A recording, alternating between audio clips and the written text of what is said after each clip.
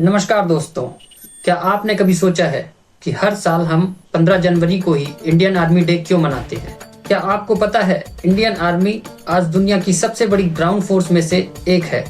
लेकिन असली सवाल ये है, क्या बड़े नंबर्स होना ही असली ताकत की पहचान है? आज के इस वीडियो में हम सिर्फ जय हिंद कहकर रुकने वाले नहीं हैं। हम डेटा, फैक्ट्स और रियल एनालिसिस के साथ समझेंगे अपने भारतीय आर्मी का इतिहास, आज की ग्लोबल पोजीशन में उनकी ताकत और वो चैलेंजेस जिन पर मेन स्ट्रीम मीडिया बहुत कम बात करता है। तो चलिए गहराई से समझते हैं।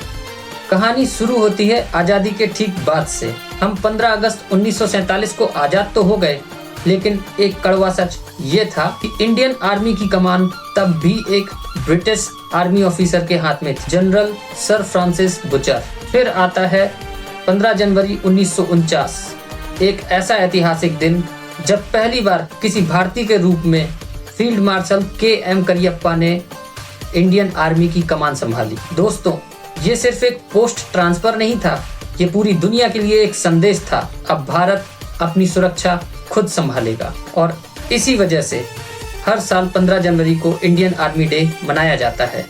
अब आते हैं असली एनालिसिस पर। ग्लोबल फायर पावर इंडेक्स के मुताबिक इंडियन आर्मी दुनिया की सबसे ताकतवर 4 आर्मीज में से एक है। लेकिन यहाँ आता है एक असली ट्विस्ट। अगर हम डिफेंस बजट को देखें, चीन का बजट हमसे करीब 3 गुना ज्यादा है, और अगर अमेरिका की बात करें तो कई गुना ज्यादा अमेरिका अपना डिफेंस बजट खर्च करती है।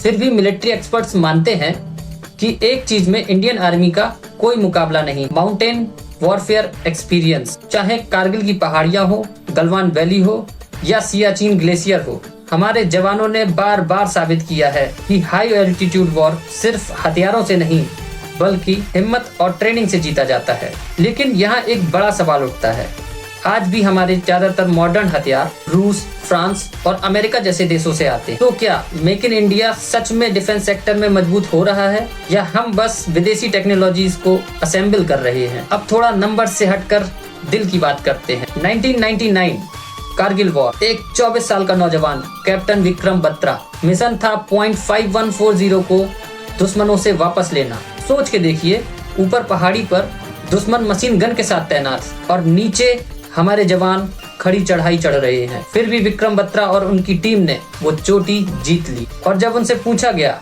अगला मिशन कठिन है, रुक जाओ, तो उनका जवाब था ये दिल मांगे मोर। लेकिन सबसे इमोशनल पल तब आया जब वो अपने साथी को बचाते हुए शहीद हो गए। सोचिए, एक 24 साल का लड़का जिसके पास अपनी पूरी जिंदगी बाकी थी, वो वहाँ क्यों खड़ा था? क्योंकि वो जॉब नहीं, देश के लिए लड़ रहा था। यही जज्बा इंडियन आर्मी को सबसे अलग बनाता है। लेकिन अब बात करते हैं उस सच्चाई की जिस पर बात करने से अक्सर लोग कतराते हैं। हम शहीदों के नाम पर भाषण देते हैं, पोस्ट डालते हैं, श्रद्धांजलि देते हैं, लेकिन क्या हमने कभी उनके परिवारों के असली हालात देखे हैं? आज भी हजारों एक्स सर्विसमैन अपनी पेंशन के लिए लड़ रहे हैं, मेडिकल सुविधाओं के लिए परेशान हैं, सरकारी दफ्तरों के चक्कर लगा रहे हैं। एक तरफ हम अरबों डॉलर के हथियार खरीदते हैं और दूसरी तरफ हमारे रिटायर्ड जवान बेसिक सुविधाओं के लिए दफ्तरों के चक्कर काट रहे हैं। तो सवाल सीधा है, क्या सिर्फ शहीद बोल देना काफी है, या उनके लिए मजबूती से सिस्टम बनाना हमारी जिम्मेदारी है?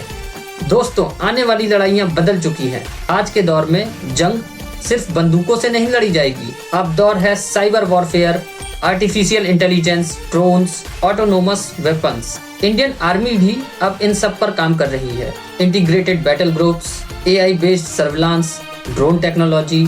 लेकिन एक बात हमेशा सच रहेगी, कोई भी टेक्नोलॉजी उस जवान के हौसले की कभी जगह नहीं ले सकती जो सियाचिन की -50 डिग्री सेल्सियस की ठंड में अपने देश की रक्षा करता है।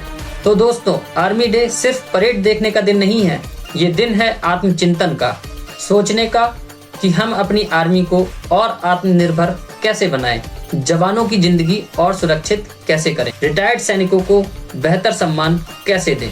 अब मैं आपसे सवाल पूछता हूँ, क्या डिफेंस बजट का अधिकांश हिस्सा सिर्फ हथियारों में खर्च होना चाहिए या जवानों की सोशल सिक्योरिटी पर?